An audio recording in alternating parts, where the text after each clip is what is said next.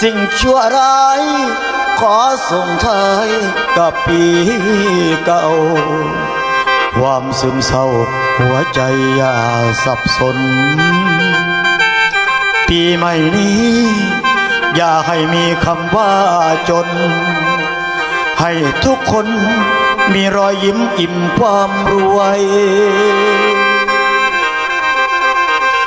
บุญหนุนล้ำให้มาสวย